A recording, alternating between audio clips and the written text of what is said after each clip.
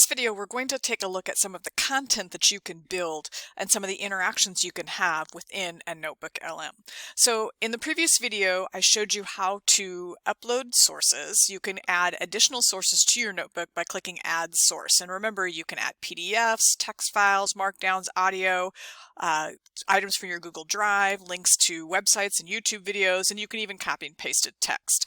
On the free version of NotebookLM, you can add up to 50 different sources, and each source can be up to 500,000 words long. We'll go ahead and collapse that sources panel. In the center is your chat. Now this works just like any other chatbot would. Gemini, ChatGPT, you can choose to ask questions of the sources, the source material that you uploaded into this notebook. It will start by providing you a couple of different questions that you might possibly ask. So for example, maybe we want to know the primary threats impacting the health and survival of various animals on Earth. When we do that, it's going to query the different documents that you uploaded into this notebook. What makes this different is that you have provided the sources and NotebookLM is only querying the sources that you uploaded. It also is providing citations for where this information came from. So if I want to know where it got this information, it is showing me the source of that information and where that information came from. And it does that in a variety of places. So again, it's querying the habitats. Here, this is coming from a couple of different sources. There, it's coming from the presentation that I uploaded. This includes the Britannica article that I added. So that is what makes NotebookLM different, is that it's actually citing its sources and it's using only the sources that you uploaded in order to make its queries. So you can interact with it just like you would a traditional chatbot. The power of NotebookLM comes with the source material that you are able to create. You'll notice over here in the studio on the left-hand side, I can create a study guide. So maybe I want to have a study guide of this information that I can give to my students, or maybe I want to build additional resources for them based on the study guide. So if I choose study guide, you'll see it didn't take very long to create that study guide. If we open it up, let's see what we have.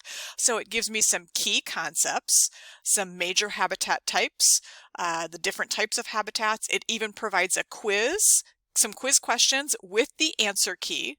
And it also gives me some essay questions that I might ask my students. Now these quiz questions, I might copy and paste into a Kahoot or a Google form and ask my students that way.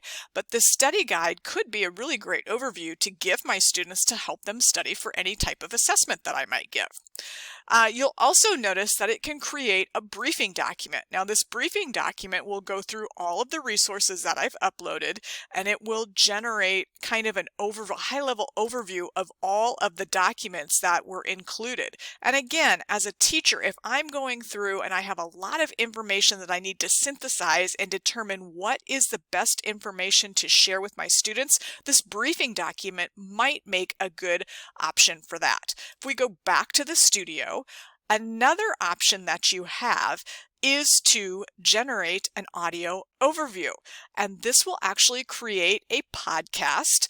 And so you could share this with students and have them listen to this information. Now you can just click generate, but I want to give my audio overview some parameters, and so I'm going to click customize. Here you can tell it what you want the host to focus on. Now I'm going to paste in a prompt. Because I'm working with third graders, I want them to kind of level down the vocabulary and make it appropriate for students who are maybe 8 and 9 years old.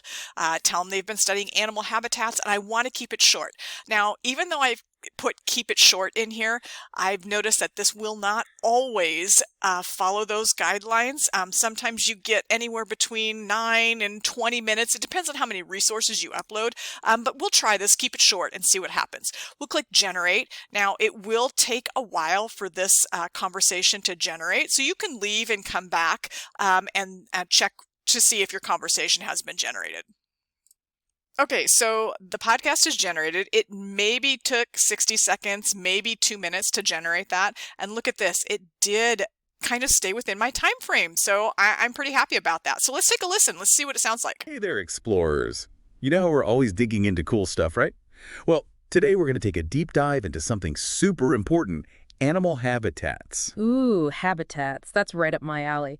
You know, a habitat is basically like a special home for each animal, and it's got to have everything that animal needs to survive, like food and water. Yeah, exactly. It's not just any... So I really love the conversational style of that. Now, at this point, on the free version, you don't have the ability to customize anything with this podcast. So you're going to hear the same two hosts talk in the same way for every time you generate an audio overview. But again, this could be a great way to share this as an option with students to help them study. Now, how would you share this with students? You're going to go to the three dots and you're going to choose download. You would download it as an MP3 file, and then you could share it in Classroom, or you could just come into Notebook and play it for them as a class if you wanted to do that.